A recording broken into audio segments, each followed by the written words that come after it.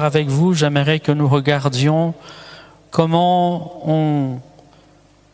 on traverse ensemble dans une famille, un couple, comment on peut aborder, comment on peut traverser les difficultés, les conflits liés au vivre ensemble, à la vie commune, spécialement dans un foyer. Voilà ce que nous allons faire, nous le ferons en deux parties.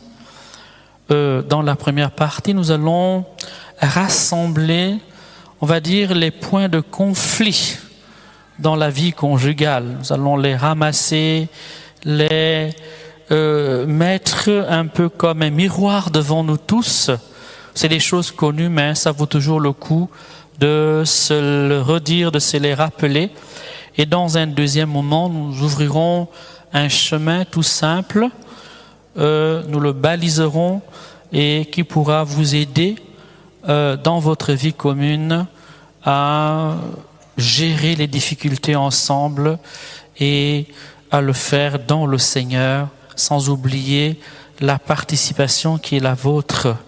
Car s'il est vrai que la prière est la réponse universelle à tous nos maux, Dieu se plaît aussi à faire avec la responsabilité humaine. Dieu se plaît à associer l'homme à ses œuvres. Amen.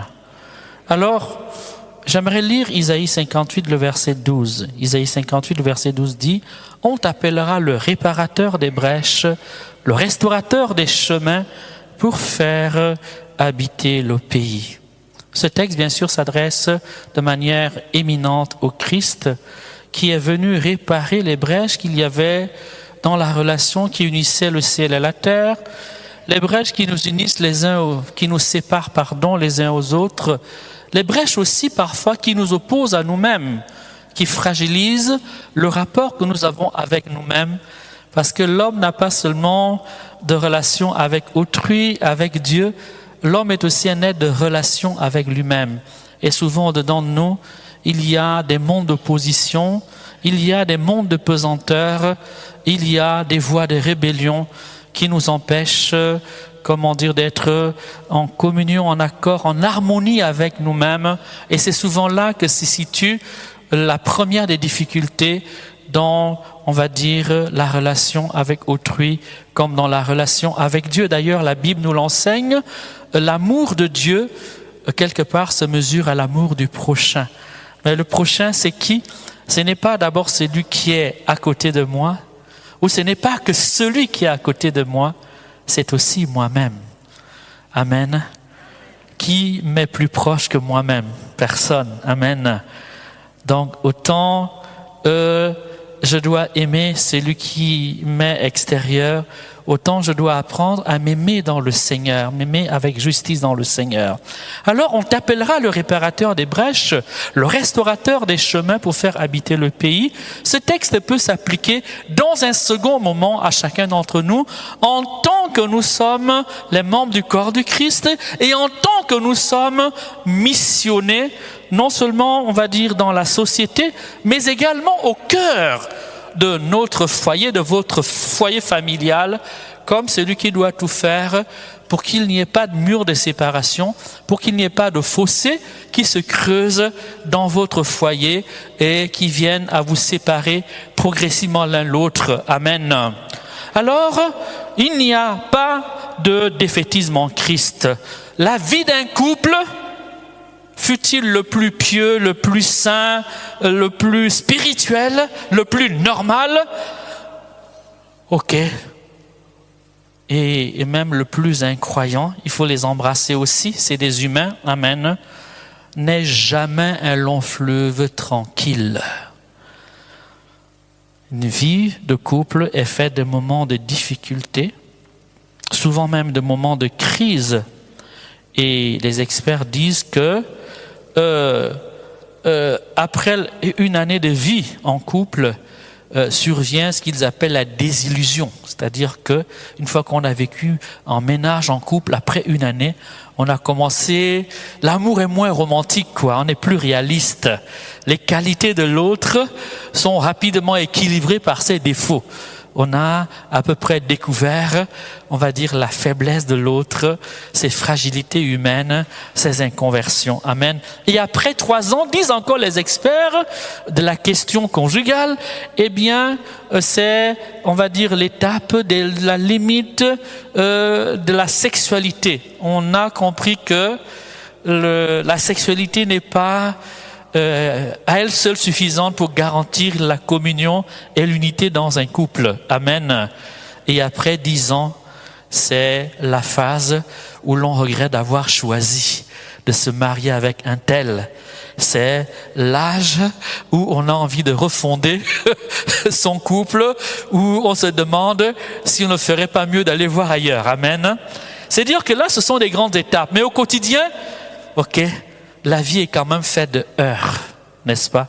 Parce que chacun d'entre vous est un monde à part. Parce que chacun d'entre vous a une sensibilité qui lui est unique. Parce que chacun d'entre vous voit le soleil derrière sa fenêtre ou par sa fenêtre ou à sa porte.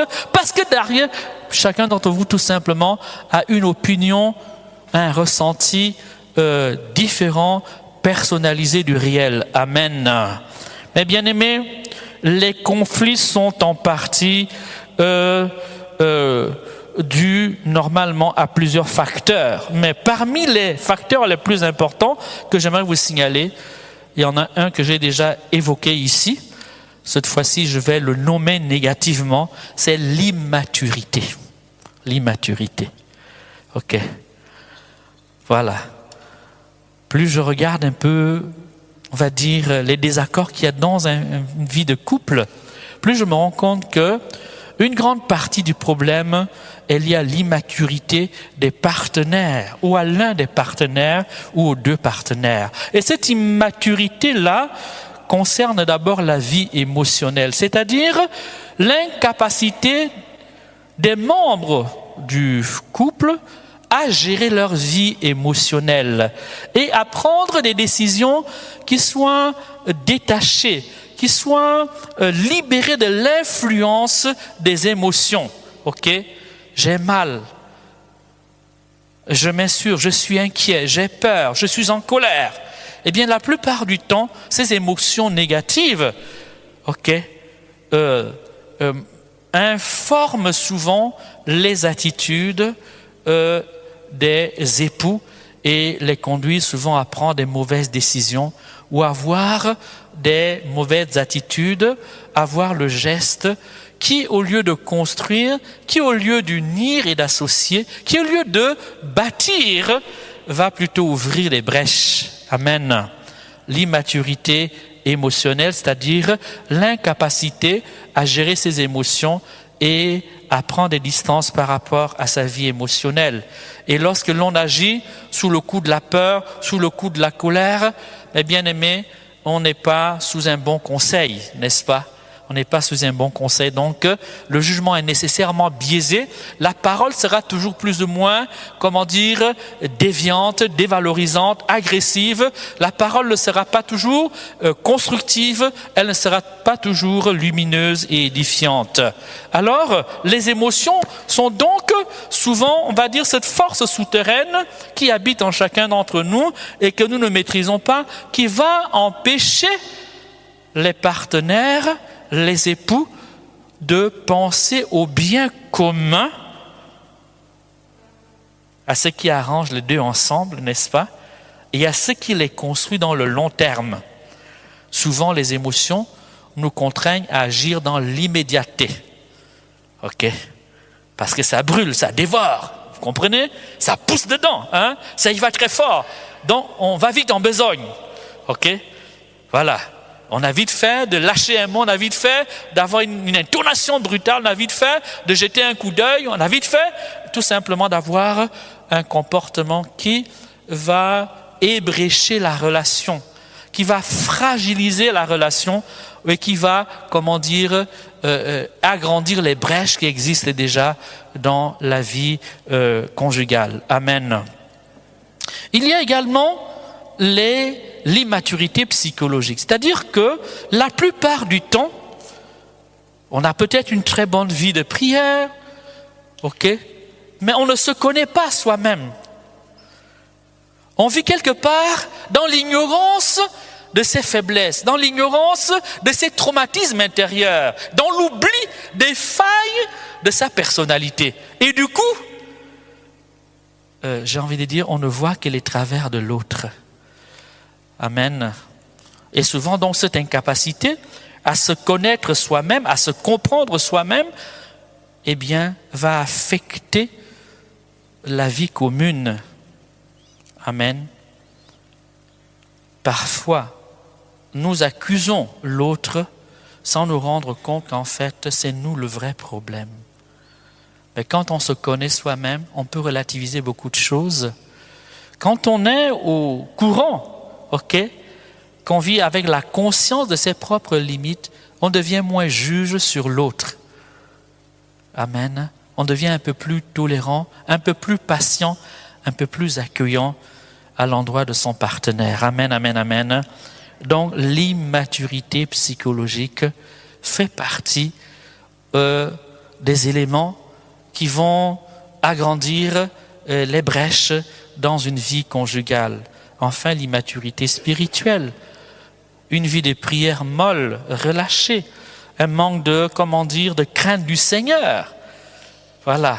Parce que si on est conscient que l'autre m'est donné par le Seigneur dans le sacrement de mariage, comme un élément du corps du Christ, comme un membre du corps du Christ qu'il faut chérir, dont il faut prendre soin, mais bien aimé, au-delà de sa personnalité, amen, amen, amen, ce que vous avez fait à l'un de ces petits qui sont les miens, ça s'applique aussi à ton époux et à ton épouse.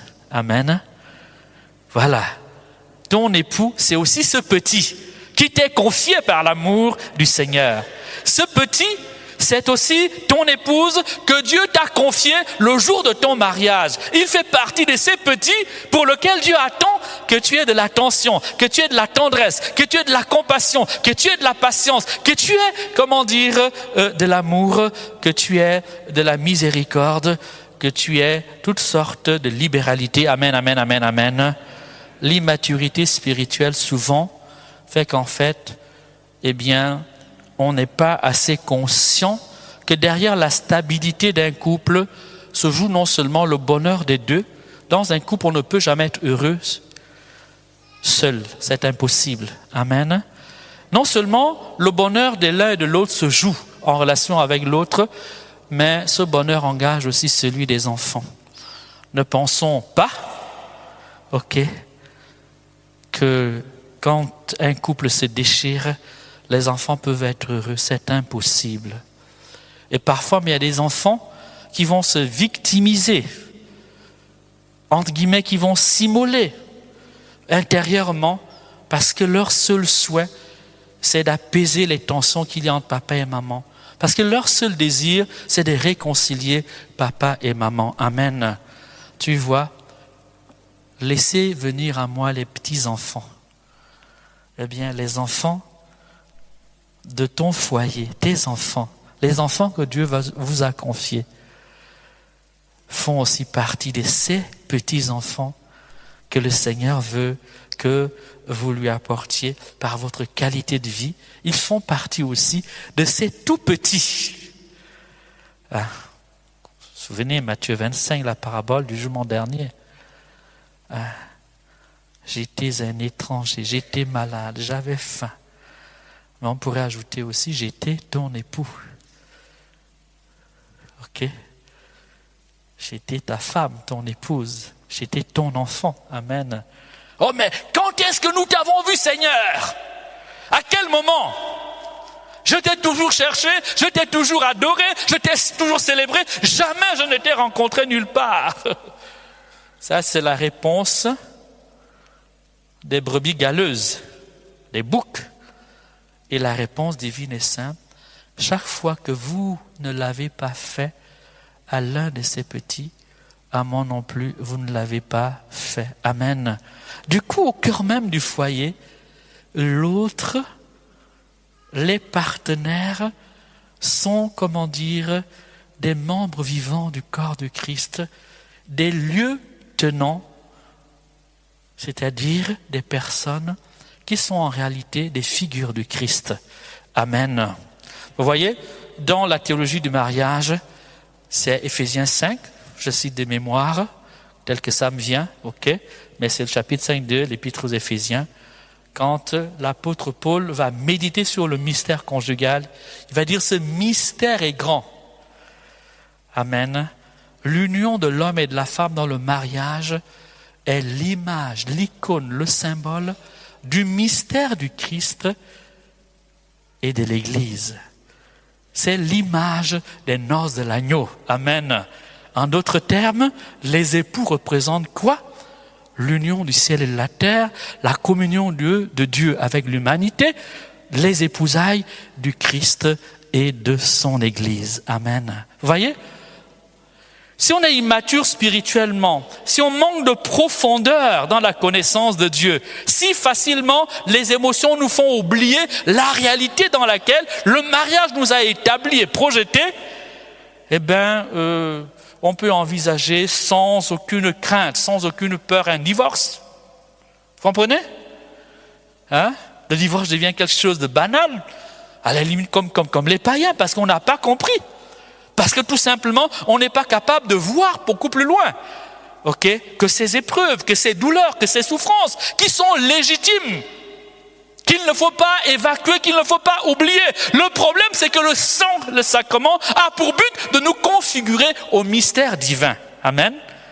Ça veut dire quoi, nous configurer au mystère divin? Qui a compris? Nous rendre ressemblants, nous faire participer au mystère même du Christ. Immolé, rejeté, trahi, à l'église combattu, avili, humilié. Ça va les amis? Amen, amen, amen, amen. Amen. Voilà l'immaturité. Voilà donc un des éléments qu'il faut bien regarder de près et qui est, à mon sens, l'une des premières pierres d'achoppement de la destruction de beaucoup de foyers, qu'ils soient païens, qu'ils soient chrétiens. Amen. Deuxième élément, l'absence de dialogue. L'absence de dialogue. Les communicateurs font des formations, sur le dialogue. Comment apprendre à parler, comment apprendre à écouter, comment apprendre, à travers le consensus, comment apprendre à prendre en compte les attentes de l'autre, les désirs de l'autre. Nous pensons que ça va de soi, nous pensons que c'est naturel. Non, ce n'est pas toujours aussi naturel. On apprend à écouter, on apprend à dialoguer, on apprend à tenir compte de l'opinion de l'autre, on apprend à compatir aussi aux épreuves et aux souffrances de l'autre. Bien aimé, l'absence de dialogue. Vous devez comprendre que nous ne sommes pas transparents au prochain. Beaucoup de choses se voient, mais l'essentiel reste toujours, caché et invisible. Le dialogue permet donc de ne pas jouer quelque part au divin, de ne pas faire jouer son partenaire au divin. Tu es fâché, tu boudes et tu gardes le silence. Peut-être que pour toi, ça va de soi. Mais s'il te plaît, tu n'es pas une boule de cristal et ton mari n'est pas, un médium qui, juste en te regardant, en voyant l'expression de ton visage, va deviner tous les problèmes que tu as eus dans la journée. C'est peut-être les enfants, c'est peut-être la fatigue, c'est peut-être le stress du travail, c'est peut-être, la contrevention que tu as prise en arrivant à la maison, n'est-ce pas, et qui va faire une facture de plus. Amen, amen, amen. Le dialogue est l'une des clés de la connexion dans le couple, l'une des clés de l'harmonie d'un couple. La plupart du temps, il n'est pas au rendez-vous. Et cette absence, d'explication mutuelle, de communication mutuelle, de partage mutuel, est souvent, la plaie, qui va handicaper même les plus beaux couples, ce qu'on admirait tous. Tous, on vieillit un peu. Pas vous, moi je vieillis à la vitesse grand V, pas vous, n'est-ce pas? Il y a toujours eu dans l'environnement un couple qu'on admire. Et puis du jour au lendemain, tu te rends compte qu'ils s'entredéchirent. On est perdu.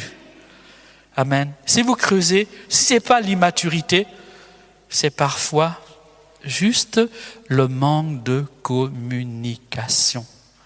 Amen. Alors, essayons de rappeler, ok, quelques éléments. Pour être un réparateur de brèches, il faut savoir comment s'y prendre. D'accord? Pour réparer les brèches, c'est un art, c'est un savoir-faire qu'il faut avoir. Un certain savoir-faire que parfois nous n'avons pas spontanément parce que ces choses-là, on ne nous les transmet pas, nous ne les apprenons pas, n'est-ce pas? Tout le monde connaît le chant de Stromae, Papa Outé, c'est à la mode là. Voilà. À un moment donné, il évoque dans le chant, il dit tout le monde fait des enfants, mais on nous apprend pas à être papa. Mais on nous apprend pas non plus à être maman. Or, cette éducation, cet enseignement est essentiel à la vie humaine. Amen. Il est un enseignement de base qui doit constituer la pierre de fondation de la cellule familiale elle-même, cellule primordiale de la société humaine. Amen. Alors, quelques éléments qu'il faut connaître si vous voulez apprendre à dialoguer en couple. Premier élément, vous devez toujours vous rappeler que l'homme et la femme ne voient pas les choses de manière semblable. Amen. En fait, l'homme et la femme ne portent pas les lunettes de même couleur, de même teinte. C'est ce que ça veut dire. D'accord? La femme a des lunettes qui voit tout en bleu, ou tout en rose, tout en rouge. OK? L'homme a des lunettes qui voit tout en blanc, ou tout... C'est des images, tout simplement. OK? Ça veut dire que l'un et l'autre ne voient pas spontanément les choses sous le même angle. Ils n'ont pas la même perception du réel. Ils ne ressentent pas les choses de la même manière. Vous comprenez que déjà là, ok, vous avez choisi de vivre avec quelqu'un qui ne voit pas les choses de la même manière que vous. On n'épouse pas un clone. Amen. C'est le préalable qu'il faut toujours garder en mémoire. Deuxième élément, c'est que cette différence-là est en vue de la complémentarité, est en vue de l'échange, est en vue de l'enrichissement mutuel, est en vue du dialogue. Amen. L'homme et la femme ensemble sont plus riches spirituellement que séparément. Parce que chacun apporte, on va dire, sa part de charisme, son apport de charisme, sa part de charisme, sa part d'esprit, sa part de souffle, sa part de vie, sa part de dynamisme. Normalement, si vraiment les gens s'aimaient authentiquement, la sainteté, la mystique, la vie spirituelle serait d'une puissance inouïe dans les foyers conjugaux. OK. Mais le problème, c'est que ça se vit au niveau, j'ai envie de dire au niveau à la surface. Hein? Voilà, on est des techniciens de surface. OK? Ça se vit à la surface. Ça veut dire qu'en fait, vous vivez ensemble, mais il n'y a pas de profondeur dans la communion. Il n'y a pas de profondeur dans l'esprit. Il n'y a pas de connexion dans le plan spirituel. Amen. Parfois, de temps en temps, vous vous levez, vous priez un peu ensemble. Et puis après, bon, on va à l'église, chacun de son côté, on est assis ensemble, mais chacun se balade dans son univers, ses préoccupations, ses soucis, voire ses frustrations. Amen. Deuxième élément, règle qu'il faut toujours garder à l'esprit, c'est que la différence n'est pas pour la compétition. Elle n'est pas pour la domination, l'assujettissement de l'autre. Elle est pour l'enrichissement mutuel, pour la complémentarité, pour le bonheur mutuel. Amen. Troisième élément, ne pas fuir le dialogue. Ne fuyez pas le dialogue. Les problèmes ne se résolvent jamais d'eux-mêmes, tout seuls. Le temps fera. Le temps ne résout aucun problème par lui-même. C'est la manière, de l'embrasser. C'est la manière de l'organiser. C'est la manière de l'envisager. C'est la manière de le prendre à bras le corps qui fait qu'avec le temps, vous pouvez résoudre certains problèmes. Amen. Voilà. J'ai connu des jeunes, ils rencontrent un gars, le gars a déjà plein. Oh non, mon père, c'est pas grave, il va changer avec le temps. Il te dira, quand il demandera de changer, il te dira même, tu m'as connu comme ça. Tu as accepté de faire un chemin avec moi comme ça. Hein, tu savais qui j'étais, ok? Amen. Voilà. Le mariage est une affaire sérieuse. C'est pas un jeu d'enfant. Amen. Ça demande beaucoup de consistance humaine. Alors souvent l'homme a fui le dialogue. Quelqu'un dit ça, c'est vrai. L'homme a tendance à fuir le dialogue. Hein? Parce que l'homme n'aime pas trop... Voilà. L'homme n'aime pas le trop plein de paroles, quoi. Hein? C'est ça son problème. Hein? Voilà. Il n'aime pas trop se prendre la tête. Il n'aime pas qu'on lui prenne la tête. Amen.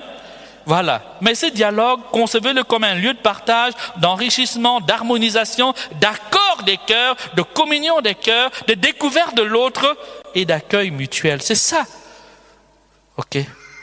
C'est le dialogue qui permet justement de découvrir l'autre, de rentrer dans son intimité la plus profonde, d'aller au niveau de son cœur, de son âme, de ses motivations de fond, des problèmes qu'il habite, des questions qu'il se pose, de sa sensibilité interne, ok, de son ressenti des choses. Amen. C'est le dialogue qui permet d'arriver à ce niveau de connaissance de l'autre. Ici, les corps, l'union des corps est vite dépassée. Amen. Pour construire le dialogue, éviter d'accumuler les frustrations. Hein? Il y a des gens qui... C'est comme si la vie commune, c'est comme une poubelle. Ils ont une poubelle à côté. Dès qu'il y a un problème, ils mettent dans la poubelle. Il y a un problème, ils mettent dans le sac. Il y a un problème, ils accumulent comme ça, de mois en mois, jusqu'à ce qu'un jour, la petite goutte d'eau débordera, fera déborder le vase. Amen. Amen. Et il ne faut pas laisser les problèmes s'accumuler, s'entasser, au risque que la poubelle devienne insupportable, au risque que la poubelle devienne nauséabonde et empoisonne toute la relation. Amen. Il faut apprendre à dire les choses au fur et à mesure, mais les dire au bon moment et au bon lieu. Amen. Si chaque fois que votre mari arrive, vous mettez la radio, vous êtes la radio. Hein? Vous comprenez, non? Peut-être qu'il a eu une journée terrible au travail. Vous ne savez pas qu'est-ce qu'il a vécu comme épreuve au travail. D'accord? Il n'aspire qu'une chose, cette nuit-là, c'est de dormir un peu en paix. Vous allumez la radio. Ok? Voilà que vous mettez la radio. Et vous le réveillez pour dire, mais est-ce que tu n'entends pas? Ça va les amis? Vous le réveillez, dit, mais attends, mais moi je parle, toi tu dors? Est-ce que tu n'entends pas ce que... Non, il faut dire les choses au fur et à mesure, mais au bon lieu et au bon endroit. Ok. Le lit, la nuit est faite pour se reposer. Elle n'est pas toujours faite, mes bien-aimés, pour donner les informations de toute la journée. Ça va? Le journal télévisé, là, hein, de toutes les infos. Hein, le fait de la litanie de tous les problèmes. Hein? C'est comme au journal. Vous savez, dans le journal, c'est toujours ça. Hein? OK? Voilà. Vous imaginez si tous les soirs, vous mettez OK, la radio, OK, le journal. Bon, il y a eu ça. Et puis, c'est comme ça se passe un journal télévisé ou un journal radio. Il y a eu tel problème. Mais la troisième nuit, le gars, il a peur de s'allonger. Il va commencer à traîner dehors parce que, avec les amis, ok, sa tête n'est pas prise, ok. Il va traîner avec les amis, il va blaguer, il va rigoler parce que tout simplement, il a peur de la radio. Amen. Fermez-la de temps en temps, fermez-la souvent. Amen. Voilà, même quand il y a des problèmes, s'il vous plaît, ne les traînez pas dans le lit. N'amenez pas la poubelle dans le lit conjugal. La vie est déjà assez dure. Amen. Donc dites les choses progressivement. Amen, amen, amen, amen, amen. Au bon moment et au bon nom. Amen. Voilà. Et quand vous avez dit des choses, parfois il faut savoir donner du temps au temps maintenant. Hein? Quelqu'un lève la main. Ben, on n'a pas le temps des questions. Voilà. Dites ce que vous ressentez, mais respectueusement, sans accusation et sans victimisation. N'accusez pas l'autre. Ok? Vous n'êtes pas au tribunal. Dites-lui ce que vous ressentez, dites-lui qu'il y a un problème. Ok? Mais ne jouez pas au juge. D'accord? Et ne jouez pas non plus la victime. Vous êtes la femme la plus malheureuse, vous êtes l'homme le plus malheureux dans ce foyer. Ce n'est pas vrai. Amen. Vous savez, quand il y a un problème, on a souvent tendance à zoomer dessus. Et le fait de zoomer dessus peut vous conduire, je vous assure, à des catastrophes terribles. On en arrive, à force de zoomer sur un problème, à oublier tout ce qu'il y a de bon dans le foyer, les moments de joie, les moments de victoire partagée, les moments de célébration, les qualités même de l'autre. Amen. Nous allons avancer et rester ouverts, écoutez et faites l'effort de comprendre le point de vue de l'autre. Ne répondez pas tout de suite, ne répondez pas du tic au tac, ok? Prenez le temps de vérifier que vous avez bien compris. Alors les hommes, parfois la femme a juste besoin de sentir qu'on a compris ce qu'elle voulait dire. C'est ça, sa manière d'être, sa personnalité. Parfois elle a déjà des réponses, parfois elle sait déjà des choses. Elle a juste envie de partager. Elle a envie juste, d'ouvrir son cœur. Alors prenez le temps d'écouter, prenez le temps de l'entendre, prenez le temps même de vérifier que vous avez la bonne compréhension, la bonne interprétation du message qu'elle vous passe. Amen. En répondant trop vite, souvent on finit par mal interpréter la pensée de l'autre et la réponse finit par être inappropriée et catastrophique pour la relation. Alors pour cela, il est important de faire l'effort de se mettre à la place de l'autre.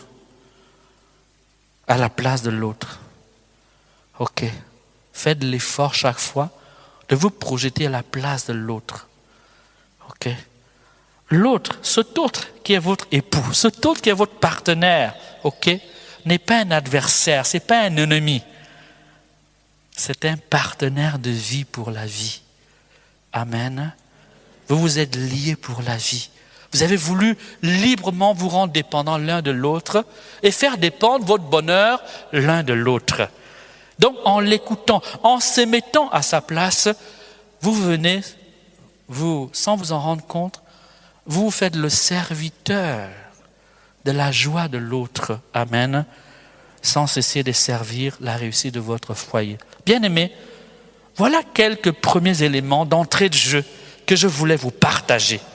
Ils sont peut-être un peu simples, ok, mais je vous assure qu'appliqués au quotidien, appliqués laborieusement, intégrés, devenus comme des réflexes de vie, ils peuvent vous protéger de vous-même, ils peuvent vous permettre de bâtir dans votre vie une relation harmonieuse. Ils peuvent permettre que vous viviez une relation de cœur à cœur.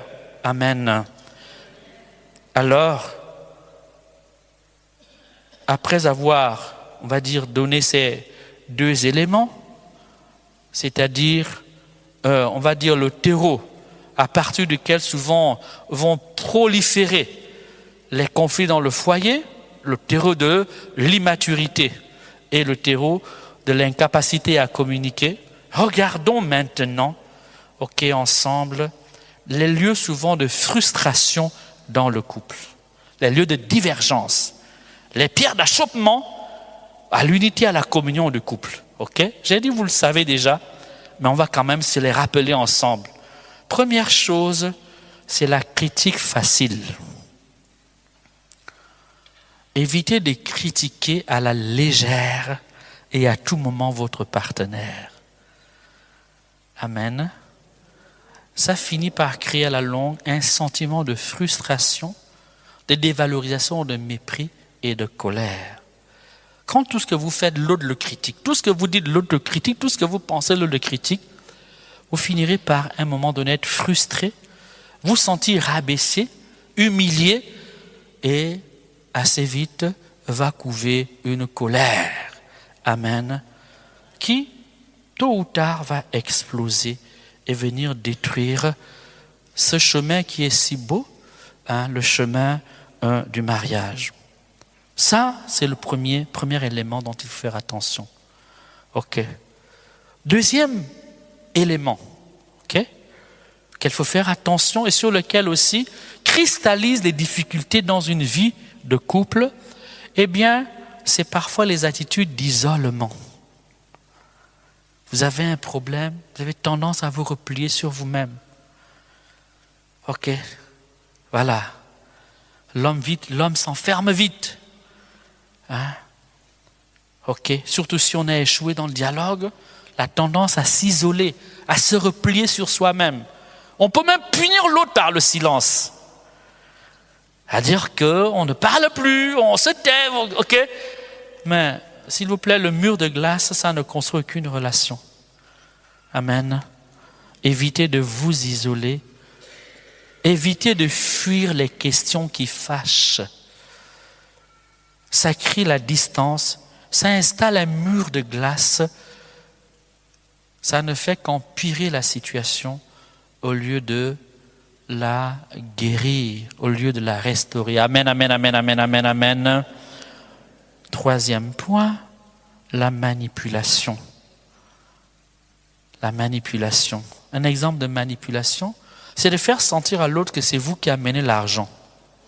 Les hommes.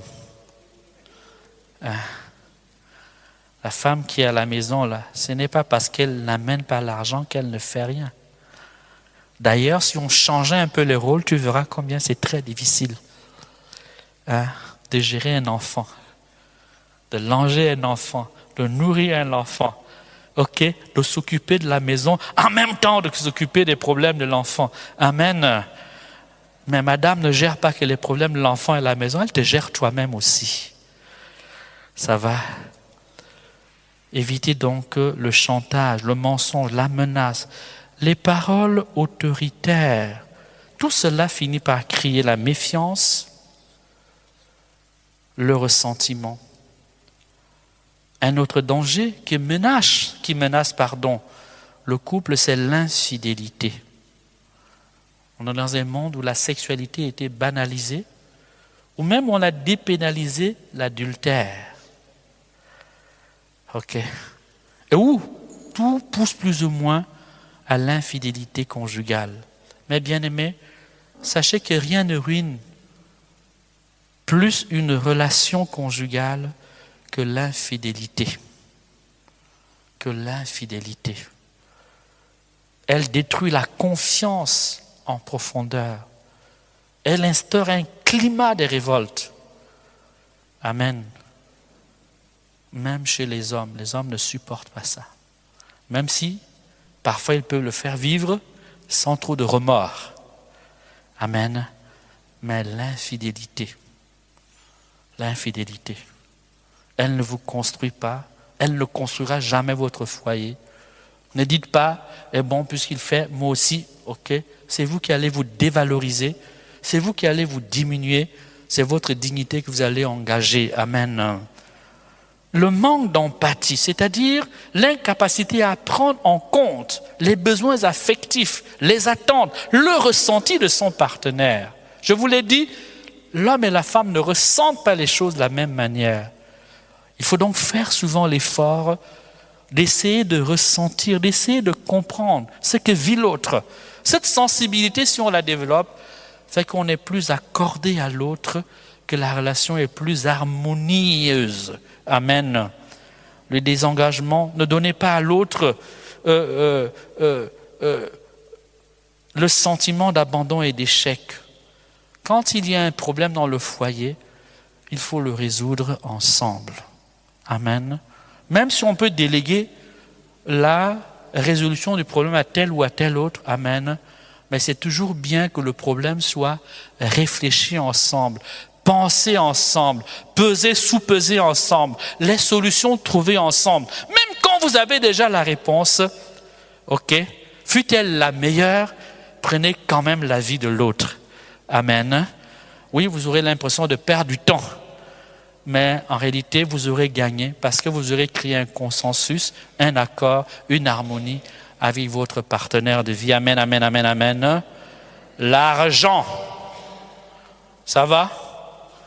L'argent est un facteur de division dans les foyers. L'argent, ce petit truc-là qu'on appelle l'argent. Amen. Le manque de transparence financière, les cachotteries dans la gestion de l'argent, ok? Le manque de budget familial, pas d'orientation commune dans la gestion de l'argent. Mais bien aimé, l'argent souvent détruit les familles en profondeur. Dans un couple chrétien, et même dans un couple non chrétien, ne pas s'accorder sur la gestion de l'argent et sur la transparence financière est source de beaucoup de suspicions, beaucoup de peur, beaucoup d'accusations et souvent aussi beaucoup de dérapages. Amen. J'ai dit beaucoup de dérapages. Parce que quand un homme commence à cacher son argent à sa femme, il va l'utiliser ailleurs. Amen, amen, amen, amen, amen. Il va l'utiliser ailleurs. Et souvent, il ne l'utilisera pas à bon escient. OK? Il ne l'utilisera pas à bon escient. Alors, la transparence financière par rapport à madame, OK? Elle ne t'humilie pas. Elle peut être un garde-fou pour tout simplement ta vie. Amen. Amen.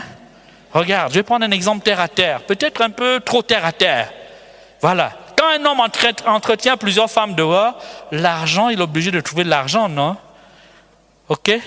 Quand madame ne connaît pas le contenu de la poche du porte-monnaie de son époux, c'est facile que l'homme dérape, n'est-ce pas? C'est facile qu'il entretienne d'autres rapports, d'autres relations à l'extérieur. Madame ne sait pas exactement qu'est-ce qui rentre dans le... OK? Amen. C'est pareil aussi. Quand madame ne partage pas avec son époux ce qu'elle gagne, elle peut prendre une partie pour sa famille, une partie pour d'autres. Vous comprenez, non? Donc, une vision commune. Un partage de la gestion de l'argent, des décisions communes sur la question de l'argent. Mais bien aimé, c'est déjà un gain pour votre foyer. C'est une pierre d'achoppement brisée et renversée de plus. C'est un mur de séparation cassé d'avance. Souvent, beaucoup de couples se déchirent à cause de la gestion de l'argent.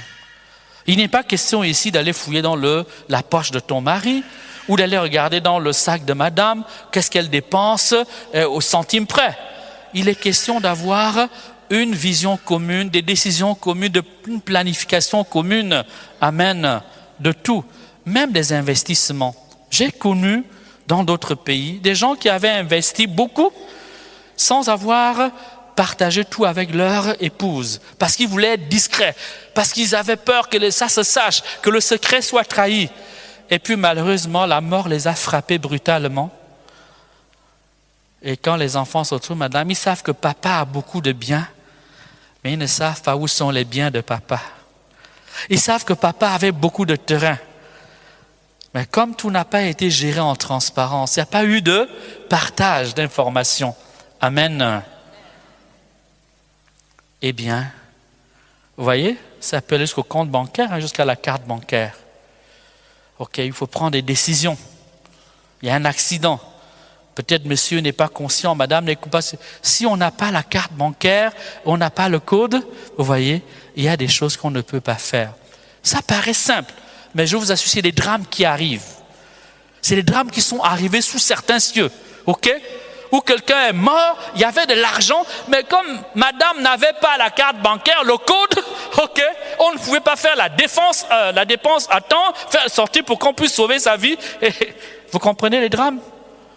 Donc ça peut paraître banal, non, ça pour certains, peut-être que c'est acquis, mais ce n'est pas acquis pour tout le monde. Ou ça peut être acquis une partie de la vie, et puis progressivement la vie ayant tendance à défaire ce qu'on compte comme acquis, eh bien, petit à petit, on commence à prendre des libertés et on commence à voir des zones réservées. Et amen. Et tôt ou tard, ça aura des conséquences. L'argent. Voilà donc un élément qu'il faut regarder de très près. La relation avec la famille. Nous sommes ici des Africains. Rien de plus important pour nous que la famille. Amen. La relation avec la famille. Mais bien aimés, voilà un autre lieu de litige, un lieu de conflit possible. Amen. Vous devez en parler, vous devez le mettre dans la lumière. Vous devez décider ensemble de votre solidarité à la famille. Aussi bien à l'endroit du mari qu'à l'endroit de la femme. De comment on pouvait accueillir les parents, qu'on pouvait gérer la belle famille, mon Dieu, la belle famille. Ça va? Est-ce qu'il y a un problème? Hein? Je pense que partout, quand on dit belle famille, même en Europe, les gens réagissent. Vous comprenez, non? Voilà. C'est un lieu possible de grands conflits, de grands malentendus. Ok? On a vu des foyers qui étaient bien partis, finissent par se déliter, finissent par, se fracturer, tout simplement parce qu'on n'a pas été capable de gérer les relations familiales. Elles se gèrent, elles doivent se gérer en transparence. Parlez-en, parlez ensemble. Dites comment vous allez traiter belle maman, beau papa, comment vous allez traiter les belles sœurs, les belles sœurs, hein? Voilà. Spécialement celles qui ne t'apprécient pas. Ok? Celles qui ont l'impression que tu leur as volé leur frère. Il faut en parler. Amen. Il faut en parler de telle sorte que le couple soit protégé, mais en même temps que l'on ne trahisse pas les liens de famille et les devoirs de solidarité familiale. Si vous voyez, on a eu un bon dialogue dessus et qu'on décide ensemble, on peut trouver des réponses qui vont protéger chacun et qui vont protéger le foyer. Parfois, il y a des familles qui demandent trop. Parfois, il y a des familles qui sont intrusives. Vous le savez, non? Il y a des familles qui sont intrusives. Vous épousez une femme et c'est toute la famille qui vient. Ok? Ça va? J'ai mal parlé? Vous êtes dans cette situation-là? Ok? Vous êtes dans cette situation? Hein? Ok? Quelqu'un dit oui. Donc, vous voyez, il faut en parler. On doit en parler. Il faut en parler sereinement, calmement, paisiblement pour trouver les bonnes réponses. Et les bonnes réponses seront celles qui trouvées ensemble. Celles qui seront trouvées ensemble. Amen.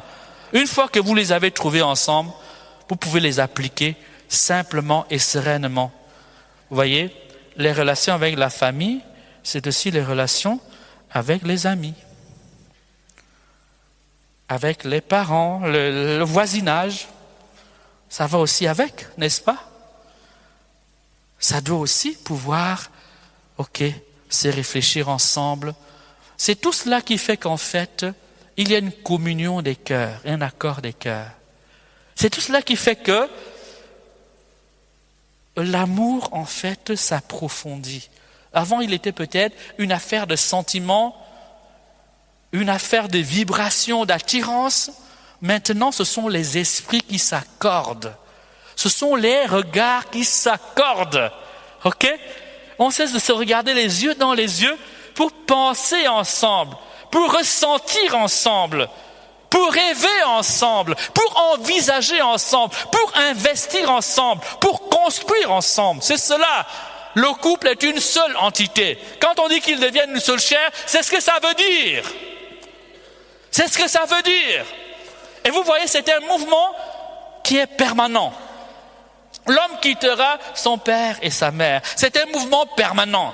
Attention, ce n'est pas parce que l'homme quitte son père et sa mère que madame doit amener toute sa famille au foyer. Ok? Voilà, c'est simplement une manière de dire que le leadership de la famille, c'est l'homme. Le mouvement est initié par l'homme. Ok? C'est l'homme qui initie le mouvement. D'accord? Voilà, mais si tu m'épouses, tu épouses aussi ma famille.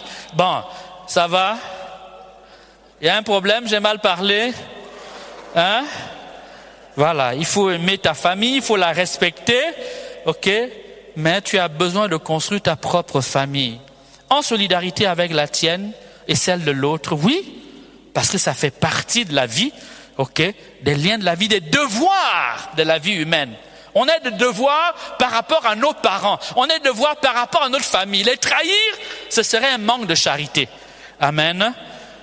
Mais il faut les assumer de manière juste et équilibrée, de telle sorte que ce fardeau-là, ce poids-là n'étouffe pas ta propre famille. Amen.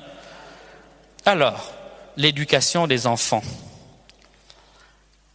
Décider toujours ensemble après avoir dialogué.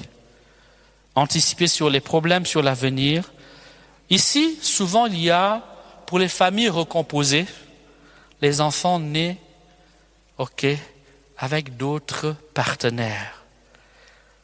C'est souvent vraiment un lieu de grande souffrance, et pour les enfants, parce que quand un enfant doit cohabiter, ok, dans un foyer, habiter un foyer où papa et maman ne sont pas l'un, elle n'est pas son père ou sa mère biologique, c'est toujours pour l'enfant une grande souffrance. Souvent on oublie ça. Déjà pour l'enfant, c'est une grande frustration, c'est une grande souffrance. Amen.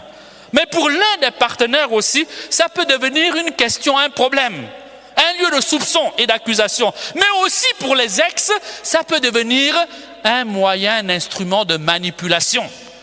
Vous voyez, non?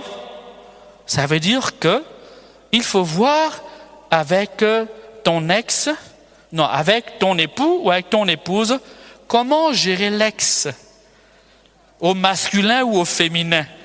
Parce que l'ex, au masculin ou au féminin, parce que vous êtes liés par un enfant, peut utiliser cet enfant comme moyen de manipulation, de déstabilisation du couple. Amen.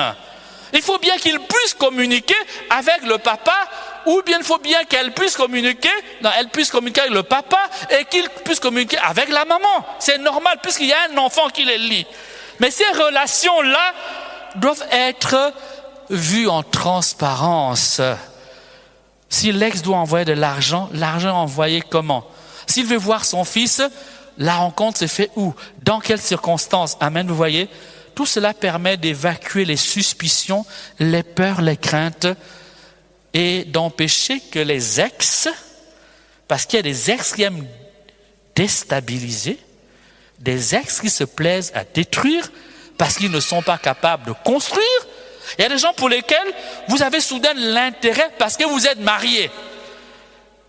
Avant, ils vous ont sous-estimé. Avant, ils vous ont méprisé. Avant, même, ils vous ont délaissé.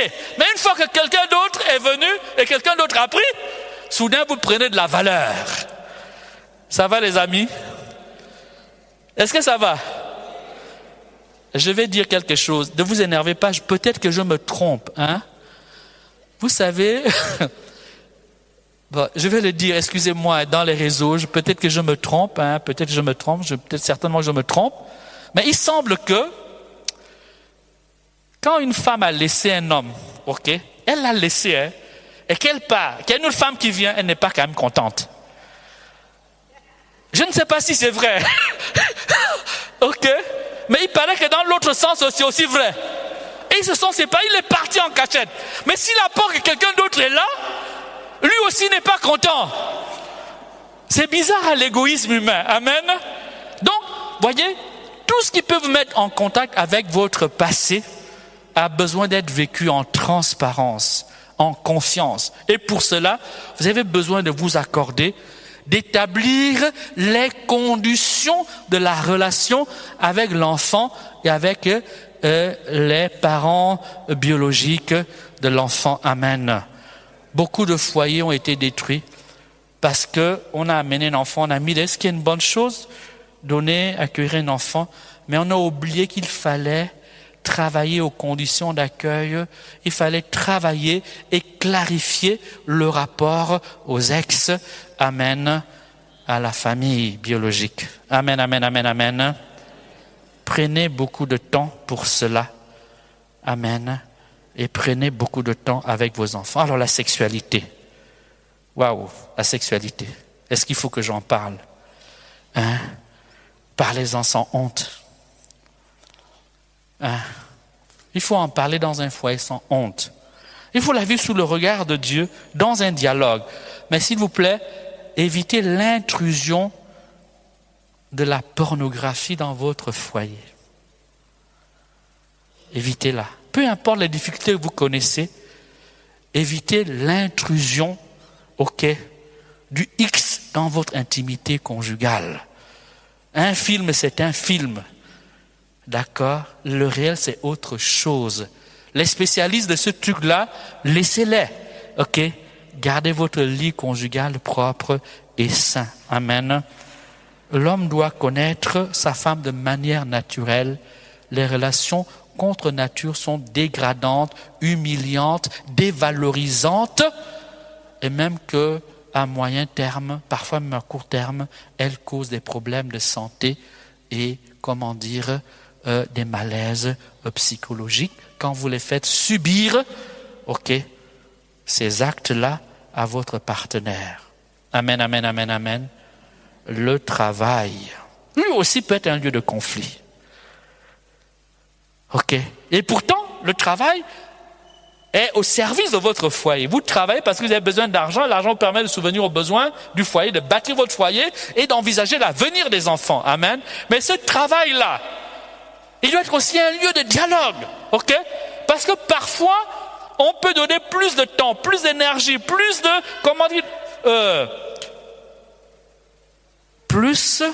de sa présence au travail et oublier, se contenter juste d'amener de l'argent à la maison. Du coup, on a besoin, dans le foyer, de partager sur le lien qu'on a avec le travail, à la fois pour s'encourager. C'est normal que ton épouse sache les difficultés que tu vis professionnellement. Elle doit les connaître. Comme c'est normal que monsieur sache les difficultés que rencontre madame professionnelle. Parfois, elle peut être harcelée. Ça va? Donc, ça sert à quelque chose d'en parler. Ici, c'est pour s'encourager, se soutenir. Mais ici aussi, c'est pour trouver un équilibre. Un équilibre. Voilà. Beaucoup de couples ont fini par divorcer quand arrive l'âge de la retraite parce qu'en réalité, ils n'ont jamais vécu ensemble. Vous savez ça? Que beaucoup de couples, quand ils arrivent à l'âge de la retraite, divorcent parce que soudain, ils sont obligés de vivre ensemble.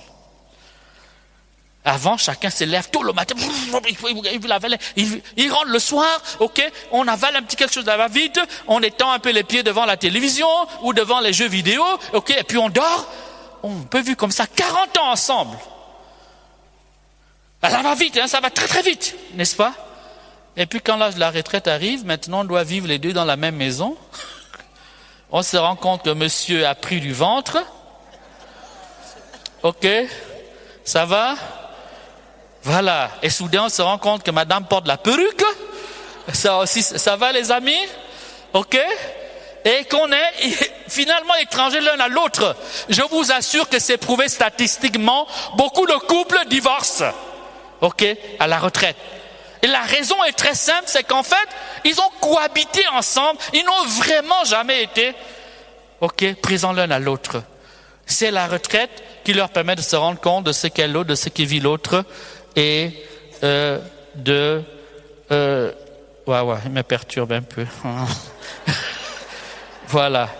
Ici, on peut parler aussi des retards, des déplacements. La femme ne devinera pas, ou monsieur ne devinera pas si tu es en retard. C'est des choses que vous savez, mais qu'il faut redire. Il faut les redire parce qu'elles sont importantes. Voilà. Les ménages. Ça va, les ménages? Les Africains, ça va?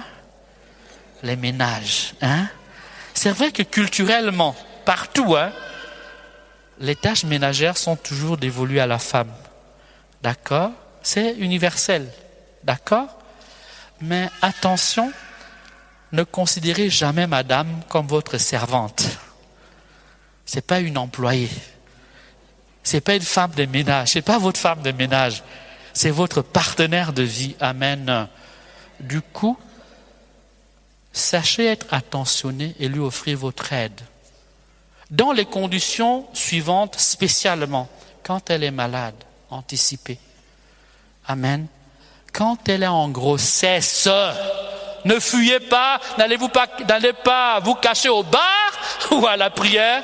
Elle a besoin de votre présence, elle a besoin de votre attention, de votre aide. Quand elle est en maternité, elle vient d'accoucher, vous devez être plus présent. Il y a des choses que vous pouvez faire pour la soulager, pour l'aider, qu'elle voit vous êtes là. Amen. Quand elle est épuisée, elle peut vivre des moments de grosse fatigue. Madame a besoin de vous. Alors peut-être que ce jour-là, lève-toi, fais la vaisselle, nettoie la maison. Tu ne perds rien à ta dignité. Amen. Ta femme t'en sera énormément reconnaissante. Amen. Mais les enfants aussi souriront parce qu'ils voient que papa est attentionné. Papa se soucie de la santé de maman. Amen. Vous voyez, ce n'est pas un détail. La télévision et les réseaux sociaux. Je vais aller très très vite. Bon, il faut les gérer. Parce que souvent, ils créent de l'éloignement dans le couple. Vous avez remarqué ça? Ça crée l'éloignement. Télévision, réseaux sociaux. Amen. Le téléphone. Alors, c'est un conseil que nous donnons, que je donne. Ok, s'il vous plaît, monsieur doit avoir le code de ton téléphone portable. Vous partagez l'intimité, vous partagez la nudité, vous partagez l'argent, vous comprenez, non? Pourquoi vous ne pouvez pas partager le code du téléphone? C'est quoi le problème? Qu'est-ce qu'il y a de si grave, de si important, de plus important que tout cela? Amen. Vous partagez vos sentiments. Amen. Alors, l'avantage, quand on le fait, c'est que ça évite des suspicions. Ça évite également des tentations. Amen. Ça évite de se balader et d'entretenir des relations virtuelles. Ça vous protège vous-même, ça sécurise votre foyer, amen, et ça vous rend à l'aise. Sinon, quand vous êtes à la douche, le téléphone vibre, vous arrivez... Vous arrivez paniqué. Voilà. Paniqué, vous arrivez, amen, amen, amen. Voilà, partagez vos codes téléphoniques. Priez ensemble, priez ensemble, priez ensemble. Apprenez à gérer vos problèmes dans le Seigneur. Les questions de travail, mettez-vous en prière ensemble. Les questions financières, n'hésitez pas à mettre une neuvaine ensemble ou prendre un temps de retraite. Les questions de santé, organisez-vous dans le Seigneur. La gestion des enfants, mettez tout, mes bien-aimés, à l'école du Seigneur. Comment résoudre, voyez, on vient de finir ce point de toutes les pierres d'achoppement, on les a ramassées, entassées, ok? Vous les voyez, non? Est-ce que vous les voyez maintenant? Alors, quand il y a un conflit, comment le résoudre? Il n'y a pas de recette. Ah, strictement pas, il n'y a pas de recette. Il y a des chemins. Il y a des actes qu'on peut poser. Première chose qu'il faut savoir, mes bien-aimés, c'est les deux piliers indispensables, c'est la maturité humaine. Je reviens à la maturité. Quand on est mûr humainement, on peut gérer un conflit. Quand on est immature, c'est difficile de gérer un conflit. Amen. Deuxième élément, quand on aime réellement, quand l'amour n'est pas simplement, superficiel, sentimental ou intéressé, on peut gérer et affronter un problème. Amen. Comme dit la parole de Dieu, l'amour ne fait rien de malhonnête. Quand tu es honnête, amen, avec toi-même, dans ton action, tu es capable de dialoguer avec ton épouse, avec ta femme. Amen. L'amour ne cherche pas son intérêt. Quand on cherche l'intérêt du bien commun, l'intérêt du foyer, l'intérêt du ménage, l'intérêt du couple, mes bien-aimés, on peut dialoguer. On est capable de trouver les solutions ensemble pour résoudre les conflits dans un foyer. Amen. L'amour fait confiance. Quand on fait confiance à soi-même, confiance à son épouse, rien n'est assez grand pour vous empêcher de trouver les voies et moyens de résoudre un conflit. Amen. L'amour est patient. L'homme ne change pas toujours immédiatement. La femme non plus. On peut donner du temps à l'autre. Amen. Il faut beaucoup de temps et beaucoup d'efforts parfois pour qu'un homme change, une femme également. Amen. L'amour se soucie de l'autre. Aimer quelqu'un, c'est se sentir responsable de son bonheur et de son bien-être. Et aimer quelqu'un, c'est quoi?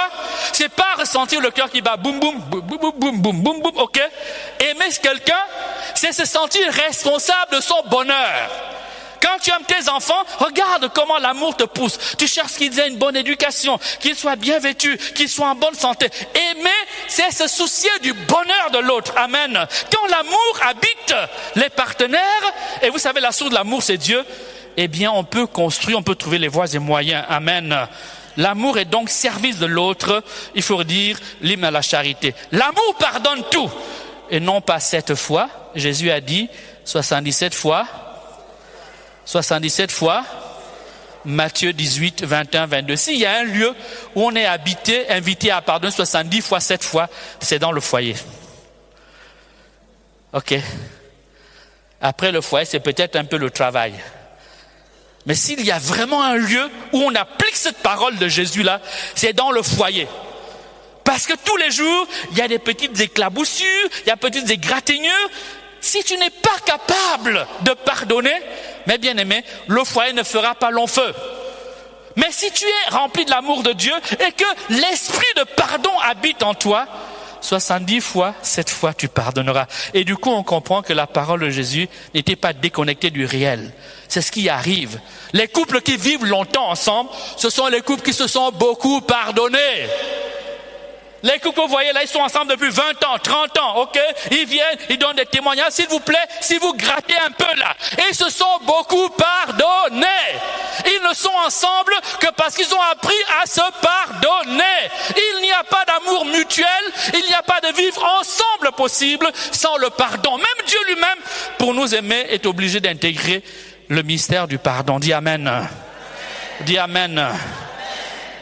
Alors, les étapes de la résolution d'un conflit, il y en a à peu près 3. Premièrement, la volonté donc de construire, la volonté commune de construire. Deuxièmement, trouver un cadre de communication, on en a déjà parlé. Et troisièmement, apprendre à se pardonner. La volonté commune de résoudre le problème, ok? Quand elle est au rendez-vous, mes bien-aimés, le problème est déjà résolu. Quand les deux ont la volonté de construire, de résoudre le problème est déjà résolu. Le reste, c'est le dialogue, le reste, c'est l'entente. Amen. Mais quand l'un des partenaires ne veut pas résoudre le problème, il ne nous reste que la force et l'arme de la prière. Amen. La communication, on l'a déjà dit. Choisissez un lieu et un temps favorable à l'échange. Allez à l'essentiel. Dites les choses sans âme, sans accusation, sans frustration, sans être le tribunal de l'autre. Celui qui... Proverbe 18, 13 dit, celui qui répond avant d'avoir entendu, c'est pour lui une folie, une opprobre. L'écoute dans le dialogue. Amen. Si aucune solution n'est trouvée dans ce dialogue, faites appel à une aide extérieure. Mais attention, souvent les proches viennent gâter. Vous avez compris?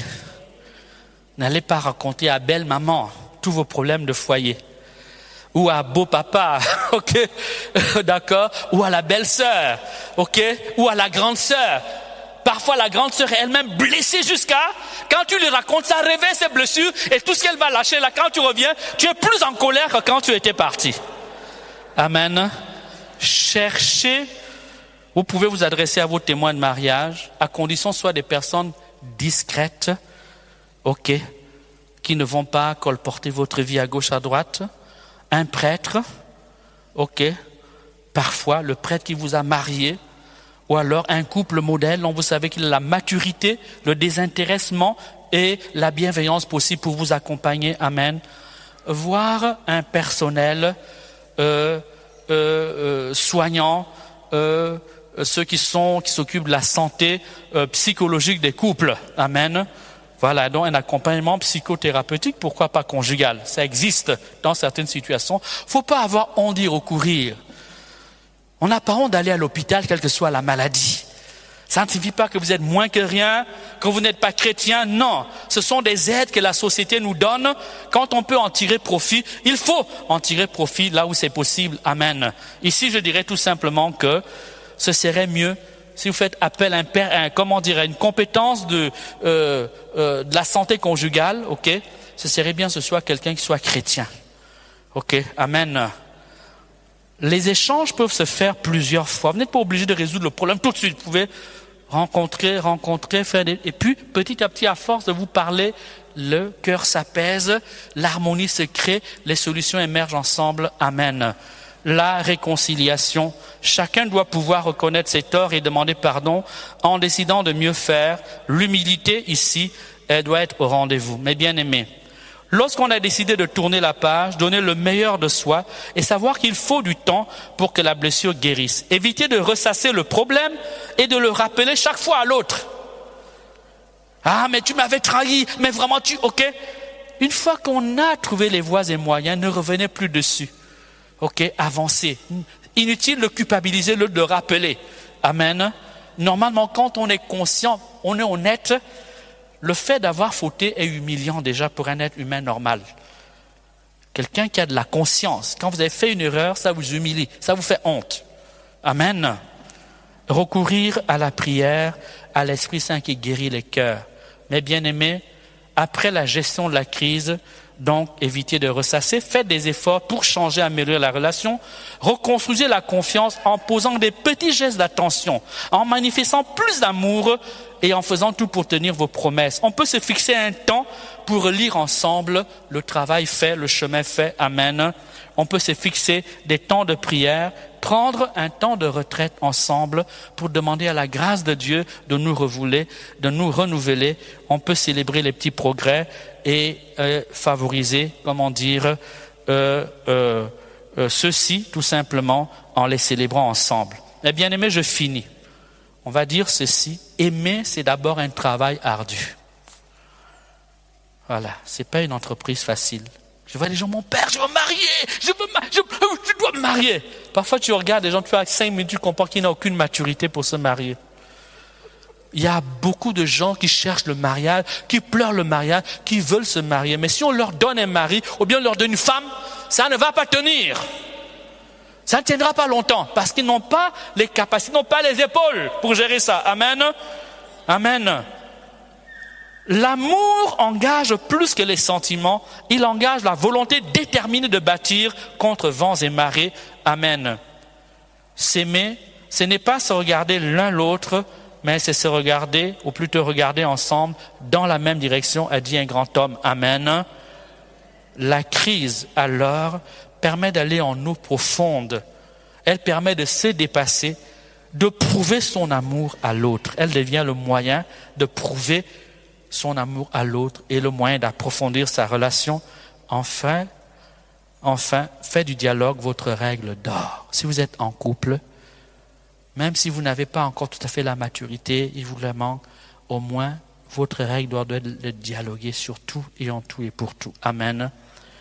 Et vous pouvez prolonger en apprenant à parler le langage de l'amour de votre partenaire. Ici, je cite un certain Gary Chapman et son enseignement sur les 5 langages de l'amour, c'est-à-dire certains dans le foyer apprécient les paroles qui valorisent, d'autres c'est plus les cadeaux, d'autres c'est les services qu'on rend, d'autres c'est encore les moments de qualité, d'autres encore c'est la présence physique, le toucher, les caresses, la tendresse. Mais bien aimé, tout cela va permettre à votre couple d'être solide avec la grâce de Dieu. Si vous faites cela, il n'y a pas de raison que Dieu ne soit pas au rendez-vous. Il n'y a pas de raison que Dieu ne bénisse pas. Il n'y a pas de raison que Dieu ne vous accompagne pas. Il n'y a pas de raison que Dieu ne soit pas au centre de votre amour. Il sera fécond. Il sera béni. Vous serez bénis. Et vous serez bénis dans vos enfants. Amen. Parce que vous avez rempli votre part d'alliance avec Dieu. Le mariage est une alliance d'amour et de grâce. Amen. Quand l'homme joue sa part, Dieu est fidèle. J'aimerais arrêter là. Je pense que j'ai largement dépassé le temps. Voilà. J'aimerais arrêter là. Voilà.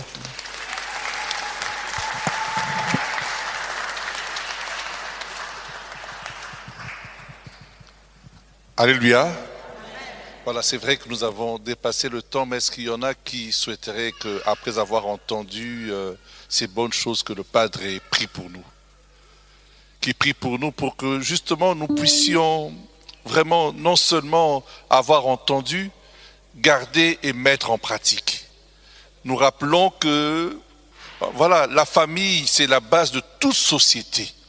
Et pour qu'il y ait une famille, il faut un homme et une femme qui s'aiment comme nous l'avons entendu. Vous êtes d'accord? Voilà, je dis, Je peux comprendre que certains doivent aller prendre leur transport en commun. Si autrement vous devez partir, il n'y a aucun souci. Mais pour ceux qui veulent, nous allons demander au Padre de prier pour nous. Et pour cela, je veux vous inviter à vous lever. La chorale, si on peut prendre un chant à l'Esprit Saint, un refrain, un chant à l'Esprit, s'il vous plaît.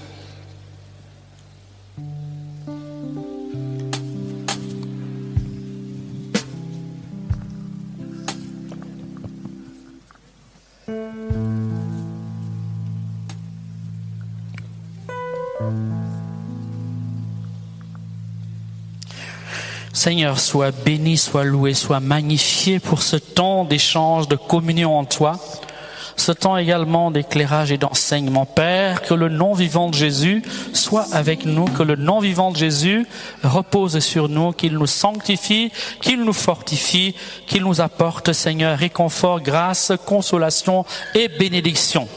Père, dans le nom vivant de Jésus, je te demande de visiter tous ceux qui sont ici présents, les couples, mais également les célibataires. Seigneur, je te demande que dans le nom vivant de Jésus, la puissance de ton amour se répande dans leur vie. Amen. Dites avec moi, Seigneur Jésus, j'adore ta présence. J'invoque ton saint nom, ton nom vivant, ton nom puissant, ton nom glorieux, ton nom agissant. Seigneur notre Dieu, merci pour ta parole. Merci pour cet enseignement qui est venu m'éclairer, qui est venu me ramener à l'essentiel.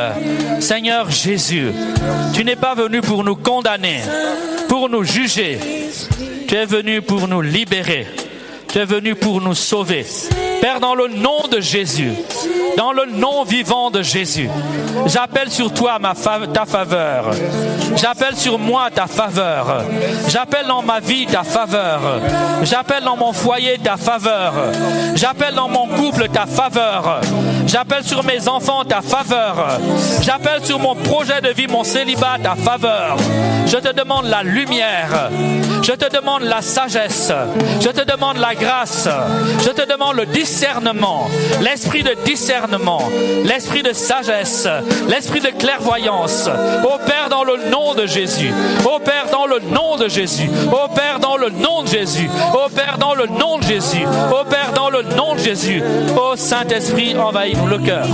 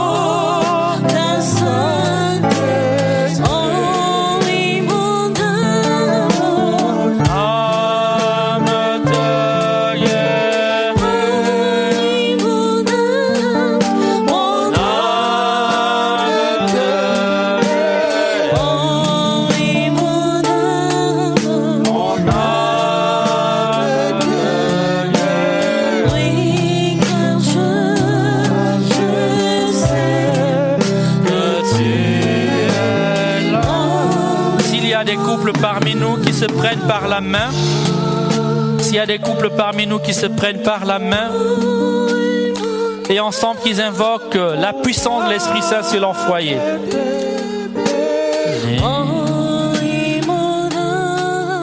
Mon âme te bénit, je sais que tu es là.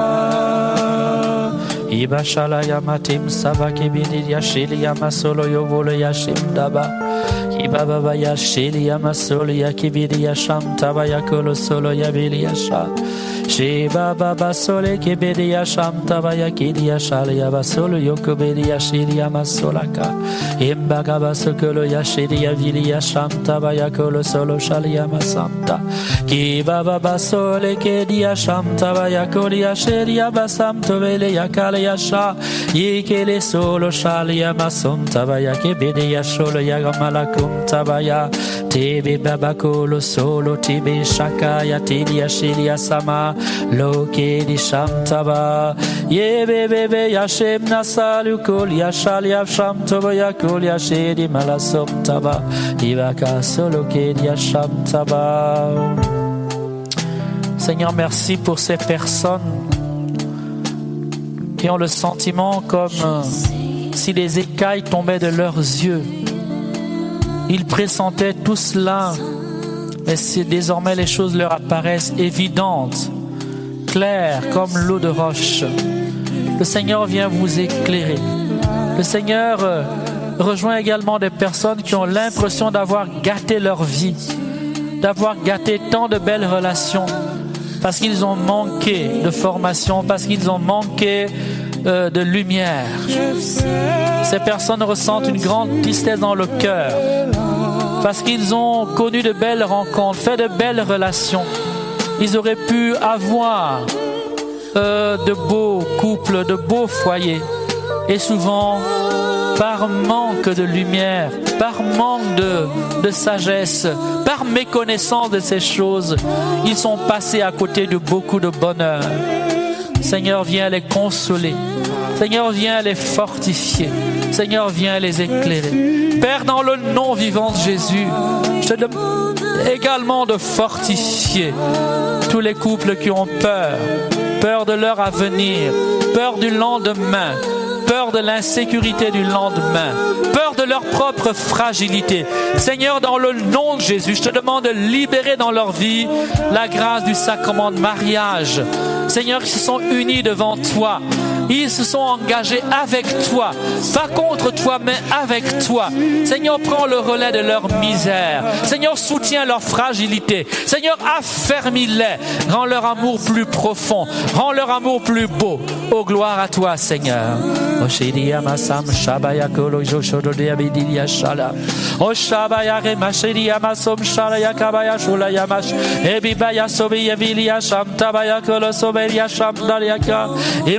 Bakolo soke sheli abasham tabayakol solo yashili ala imbala suma yabale yakolo yosholi yashili amasali amala boba gomba baba yashele koloso.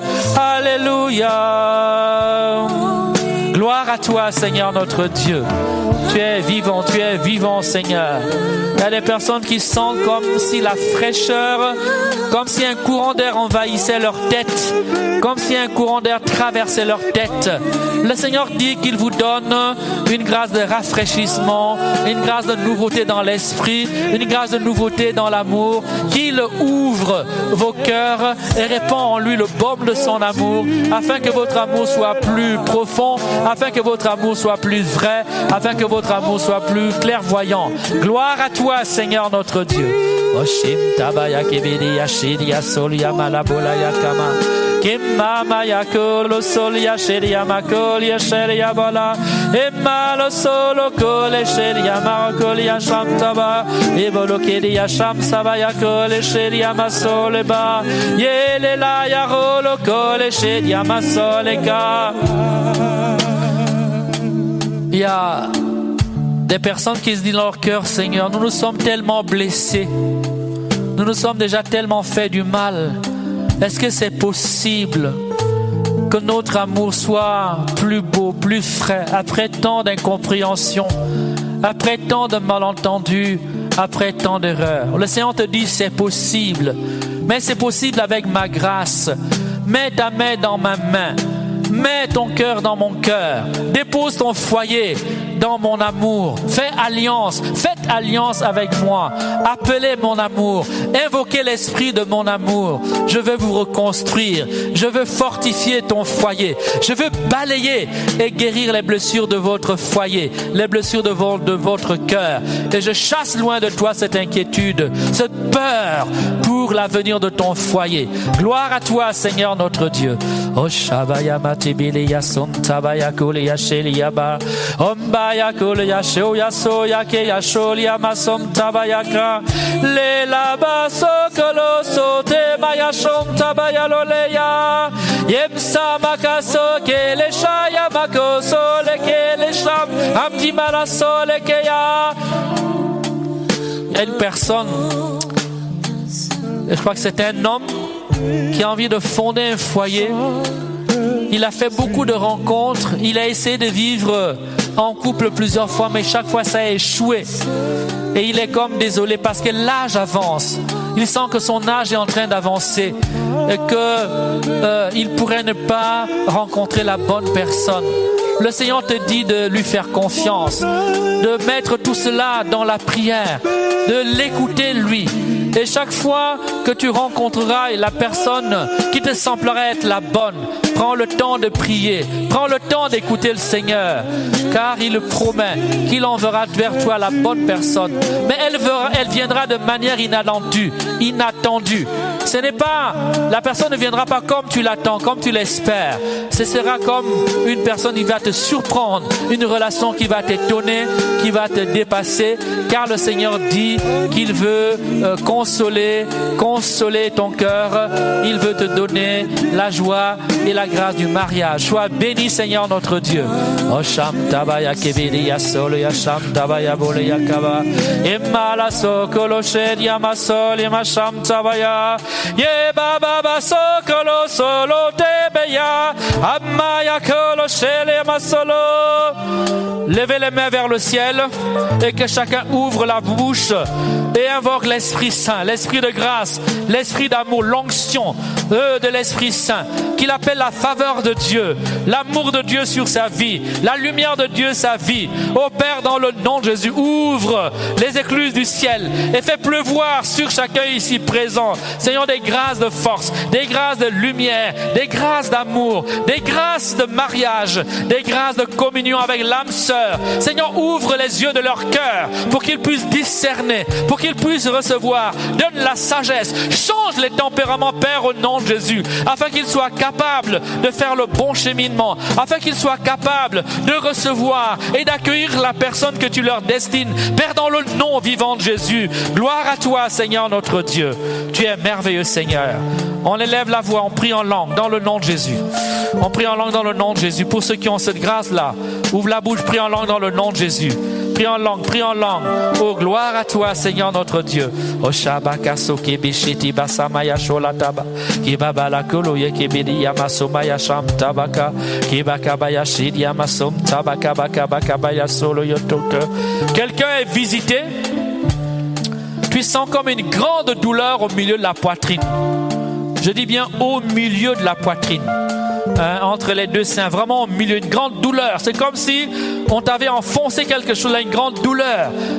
C'est le signe que le Seigneur te donne pour te dire qu'il est en train d'agir dans ta vie, que cette neuvaine changera beaucoup de choses dans ta manière de voir les choses, dans ta manière de communier avec Dieu et dans ta vie. Reçois cette visitation du Seigneur, cette faveur de Dieu, cette grâce du Seigneur. Gloire à toi, Seigneur notre Dieu. Oh Shabaya Kimasibilia Solo Yamatam Tuba Kibilia Shulia Masibilia Sham Tabaya Korio Sholaka Kibasom Tabaya Kolia Shem Tabayaka Lebaso Koloso Tebeya Sham Tabaya Ekibisholo Semia Bilia Shaliama O Semaya Sham Shebeya Kole Seliama O Seyaba Rokolo Sholiama Se. Gloire à toi, Seigneur notre Dieu. Tu es vivant. Dites avec moi, Seigneur Jésus, par le feu de ton Esprit Saint, le feu d'amour, le feu de la Pentecôte, je te demande de me visiter maintenant. Seigneur, remplis-moi du feu de ton amour, qu'il change toutes choses en moi, qu'il apporte à ma vie de la nouveauté, de la fraîcheur, de la lumière, de la grâce, un dynamisme nouveau, un émerveillement nouveau, par le Saint-Esprit. Ô Saint-Esprit, prends le contrôle de ma vie au nom de Jésus. Amen. Ô Saint-Esprit, prends le contrôle de mon foyer au nom de Jésus. Ô Saint-Esprit, prends les rênes de mon avenir au nom de Jésus. Ô Saint-Esprit, viens remplir mon cœur et remplis-moi de consolation.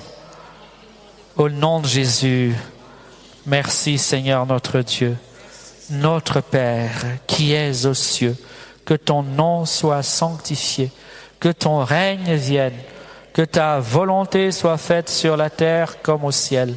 Donne-nous aujourd'hui notre pain de ce jour. Pardonne-nous nos offenses, comme nous pardonnons aussi à ceux qui nous ont offensés. Et ne nous laisse pas entrer en tentation, mais délivre-nous du mal. Car c'est à toi qu'appartiennent le règne, la puissance et la gloire pour les siècles des siècles. Amen.